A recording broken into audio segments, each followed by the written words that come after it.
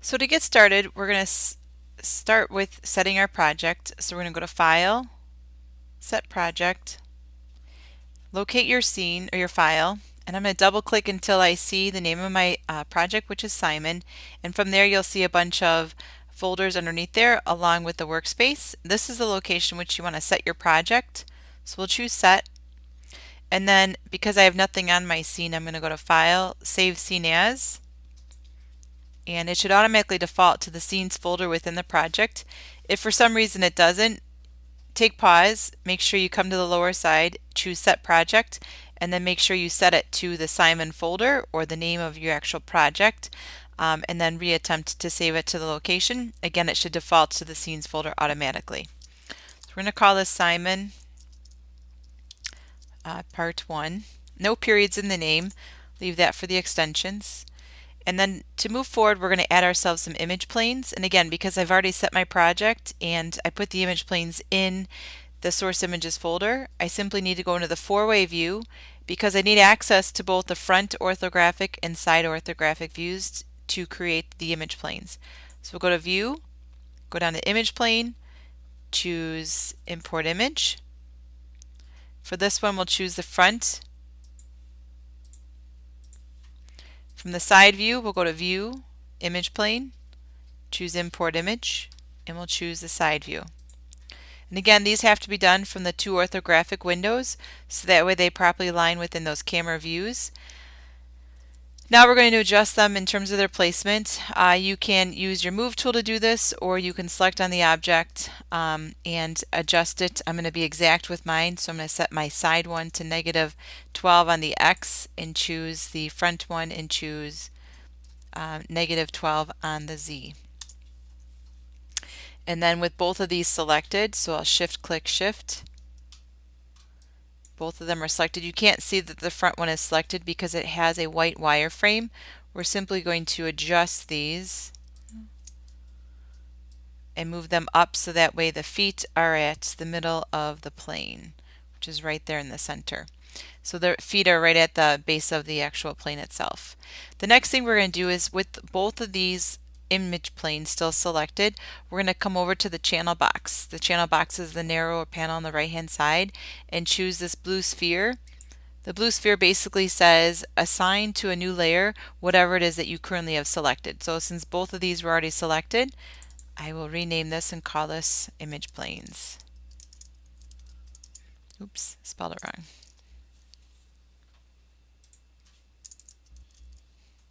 And choose Save. From there, you'll notice that you can turn them both on and off by clicking on the V for visibility. And the third box that is currently blank, we'll click on that once to go into translate mode, and then the second time to go into render mode. So the next thing we're going to do is add ourselves a polygonal cube. You can do this with the polygon shelf selected and then choose polygonal cube. Now this will add it to the 0, 0, 0 quadrant, and so the hotkey for the Move tool is W. We're going to drag this up to the center of the belly area, and you'll notice that I have both of these in the orthographic view still, so that way we can align the placement of the cube with the body from both the front and side view all at the same time. We're going to scale this, so that's the hotkey is the R key. So we're going to make it a little bit taller as well as a little bit wider.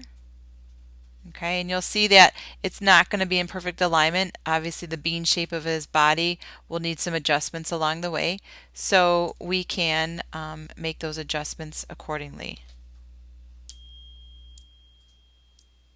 So we're going to add in extra edges going through this cube by utilizing in the channel box the subdivisions area on the right hand side.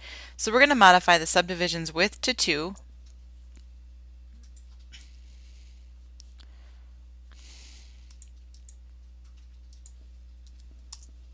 As well as subdivisions height to 2. And we're going to leave subdivisions depth as 1. You'll see in both the orthographic as well as from the front and side and perspective views, we now have extra lines and edges going through this object. What this does for us, it allows us to continue to shape out our cube into the shape of a body, as well as it created for us a vertical line through the center of the cube, which will be used later when we choose to delete half the character and mirror it over to the other side. At this point, we're going to tumble underneath this object and right click and hold and go into face mode.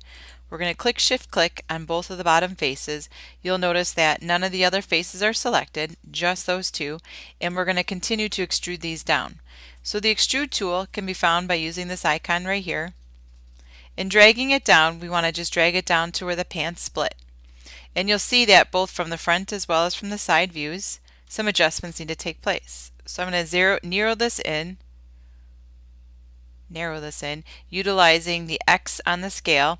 Now the tools that come with the extrude tool are awesome. So you'll not only have the move tool as well as a scale and a rotate tool that's circled right here. So looking at it from the front view, our character looks pretty good. However, checking out from the side view, some adjustments need to happen. So not only will I scale this down a little bit utilizing the green scale, I'm also going to drag this backwards a little bit and make further adjustments so that way this is in alignment with what's going to be his thigh area. So adjust by scale, move as needed. Make sure that you don't use, in the case of this way, the X direction, which will sway this to the left or to the right, thus offsetting that center line, which we don't want to have happen. So any subtle movements that you need to undo, simply press the Z key as many times as necessary. So when we go back to align the actual placement of the side view here, I'm going to right click and go into vertex mode on top of the character. And so when you go into vertex mode, you'll see that little purple dots appear, and as you hover over them, they'll turn red or green depending if they're selected or not. So I'm going to select both sets of these vertices, and you can see I've clicked and dragged around this area right here.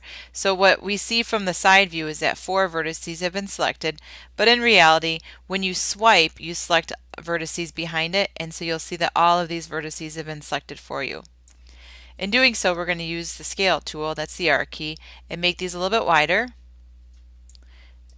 and then click and drag over a different subset of the same vertices and continue to shape out the character. And again, make sure that you're clicking and dragging to ensure that you're selecting all the vertices that are behind it, not just the one vertice that you can see from the front side right there. And then once again, I'll swipe over this top right set of vertices, and using the arrow key or the arrow tool on the translate, we'll adjust those inward a little bit. I think that looks pretty good there, and then we'll do one more subset of vertices through the center right here. Use your scale tool and make those a little bit wider, and again click and drag so that way you select all the vertices that you can see in front of you. Moving forward, we're going to now create the legs. So this is a special movement. When we use the extrude tool, we need to turn off our keep faces together. So again, I'm going to right click and hold on top of the character, release on top of the word face, and then click shift click on both of those bottom faces. And then using the extrude tool, before you start to drag down, you'll notice that this menu will appear in the last used window, and so we want to click on the word on next to keep faces together, and by clicking on the word on, it will toggle to off. So I'm going to come over to the front orthographic view, which gives me the best viewing of what I'm looking for, and initially what's dragged down looks like a mermaid's tail, or the starts of a mermaid's tail. However, again, using the tools that come with the extrude tool, you'll want to click on the scale tool and drag this inward so that way you can separate your legs. Because we turned off keep faces together, what this does for us is it actually creates for us faces on the inside of our character as legs, so such as right there as well as right there. If keep faces together were turned on during that duration, we would not have an additional set of faces on the inside, and you truly would have what would appear as though it were a mermaid's tail. Nonetheless, I've gone back to selecting both of these faces. I'm going to further adjust these to make sure that I've placed the knees where the knees need to go, as well as use the scale tool to scale these down a wee bit.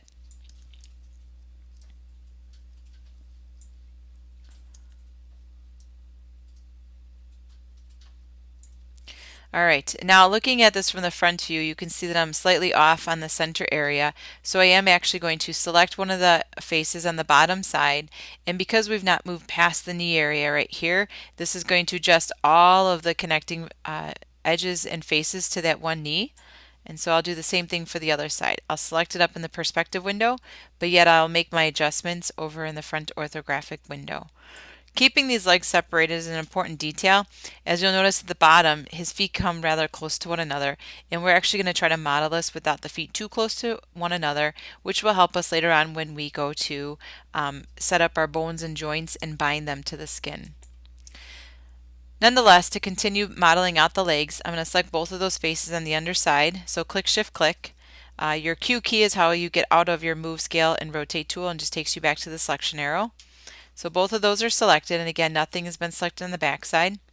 So we're going to once again use the extrude tool, and this time we don't want to turn off keep faces together. The default should automatically be triggered back to being on, so if it hasn't, switch it back to on, but by default it should have. Drag these all the way down to the top of the shoe. Once again, adjust and place and scale in both the front as well as the side orthographic views. So as his ankle gets smaller, we're going to narrow it down, as well as from the front view as well. I'm not so concerned about it not aligning with the ankles on the outside areas right there. That is okay. We've already made the largest adjustment through the knee area. Alright, so we've got both faces still selected on the bottom, and once again I stopped at my the top of my shoe or the top of my ankle for good reason. The next thing we're going to do is use the extrude tool once again and drag it straight down. I don't recommend that you move this backwards, just simply because we need this flat face on the front of the character's feet to create the rest of his shoe. Okay, if you'd like to scale this to make it a little bit wider, you certainly can, as feet do get a little bit wider in the lower extremities. Alright, next thing we're going to do is click off and then click Shift click on the two front faces. So if you're looking at this from the front view, which is right here, we're actually not selecting the bottom of the feet, we're now selecting the front of the feet. Okay, and you can see that they've been selected in the front orthographic view, and from the side view you'll see that they are not selected from there. However, when we choose the extrude tool and we pull this forward, you'll see that this is where the feet will grow. So in doing so, let's also increase the scale on the X as our feet do get wider in the middle of our foot area. And you can also increase the Y scale to make them taller. When you do this though, be sure that you also move the foot up to keep the foot as flat to the ground as possible. Stretch that out a little bit. Alright, one more extrude to pull forward with the same faces still selected. We'll pull this all the way forward to the end of the shoe. In doing so, we'll also scale this down and then also move it down, so that way the foot again can once again be flat. And then utilizing the X scale from the side view, or from the front view, we'll scale in the toe area to narrow down his shoe a little bit. And that takes care of the creation of the legs and the feet. Coming back to the top of our character, you can kind of see where we're at here. Let's go back into object mode. Oops. You'll see what we look like. So here we are. So the next thing we're going to do is start to build out the chest and the arm area. So I'm going to right click and hold and go back into face mode. Click Shift click on both of these faces and use the extrude tool. When dragging up on the extrude tool, we're going to go to approximately the lower part of the armpits. Do any kind of adjustments of scaling as necessary. And then make sure you also do the same in the side view. His body starts to narrow down, so make sure you're taking that into account. And as you scale, you can always adjust by using the move tool. The next extrude that we're going to do, we're going to drag this straight up to the base of the arms, and once again, make your minor adjustments as needed. Make sure that you do not sway from the center at all. That would be a problem again when we go to delete half and mirror it over. So use the Z key to undo any changes, and as well as scale it from the side view as well. You can see that I'm not adding in a bunch of scaling right here as much as you might feel compelled to. We're not going to add that in at this time. We're going to keep this pretty narrow as it did by default. The next extrude is going to go all the way up to the top of the shoulder area. And once again, please don't scale this on the X direction at all for good reason. I'll explain in just a minute. And we also are not going to do a ton of scaling from the side view. We're going to leave this rather square in sorts. The reason for this is so that way we can create the arms, and in doing so the arms will come out square, which makes it easier to round versus like a trapezoid, which makes it more difficult to modify into a rounder shaped natural looking arm. So I'm going to click off, and then I will select the one face that's coming out from one armpit area. tumble to the other side, shift click on this one. Again, you're going to want to make sure that you have both of these selected on the two sides. And for this one, we are once again going to extrude and pull this out to the side, and you'll see that it will go to about the elbow area. Now we can start scaling these down. You can do this by using the Y scale that comes with the extrude tool, as well as the X scale. Looks good. So we're going to extrude it once again. The same faces are still selected, and go all the way down to the wrist area. Once again, vertically scale it down, as well as use the X scale. And this is going to be the area in which we get into the wrist area. We're going to leave it at that for the time being. The next thing we're going to do is adjust both of your arms. Now you'll notice that if you attempt to use the move tool, your arms are going to go in opposite directions, which obviously is not ideal. So we're going to click off and select just the one face on the one side, and then you can tumble to the other side, shift click the other face. Now because we've left the extrude tool, this allows us to adjust them both vertically at the same time using the same mechanism. Okay, so it's looking pretty good. Control S will save our file. The next thing we're going to do is actually we're going to extrude once again. So both of those two side wrists are still selected.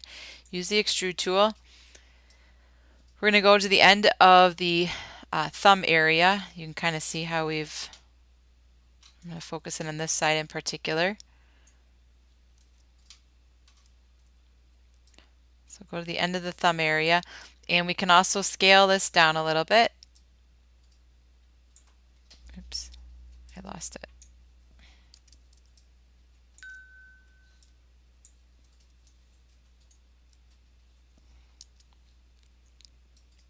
There we go. I just wasn't clicking the button right.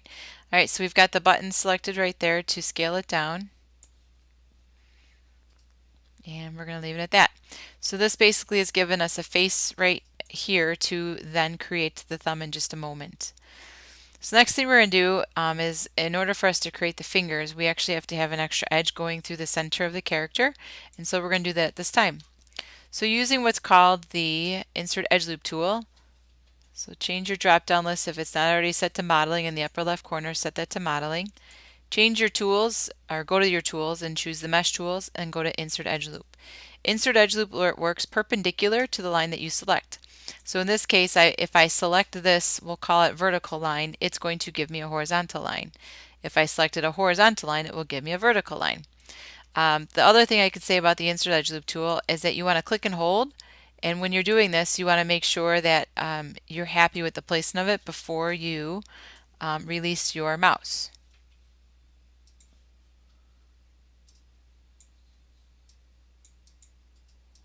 Well, that's fun. My tool is not working.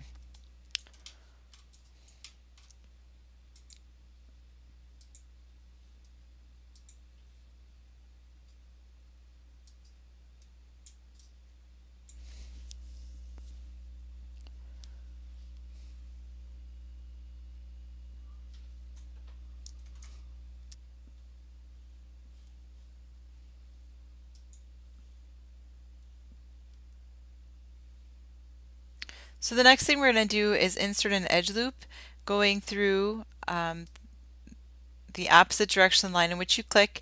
So it's going to move perpendicular to the line that I already have selected here.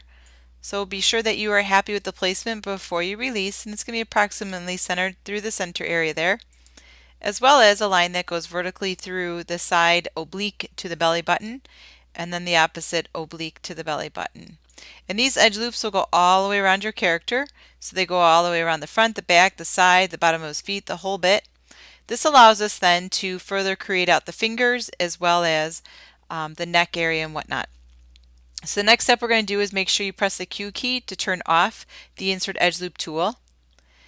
We're also going to do this interesting thing here on the back side of his fingers. In order for us to have 3 fingers, we're going to right click and go into face mode. Select this one face, and oddly what we're going to do is we're actually going to extrude it backwards, as in the negative X direction, and this gets us the 3 faces that we need for us to create 3 fingers. So pressing the Q key always ends a tool. This certainly does look a little uncomfortable, but we will go back to fixing that shortly. So the next thing we're going to do is, let's see, let me go into four-way view to make sure I've got everything that I need in place there. So we'll go into face mode. So click, shift, click, the three faces of those fingers. Make any final adjustments you need in terms of the length, the height, whatnot, the size of this finger. Maybe we should increase the mass of it a little taller. Brilliant. So all three faces are still selected. So when we choose the extrude tool, this is one of those scenarios where we need to turn off keep faces together once again. And it's just for that initial dragging to the middle of the knuckle area. And then I'm going to switch my views here, utilizing the scale tool from the perspective view. I don't have a good angle apparently.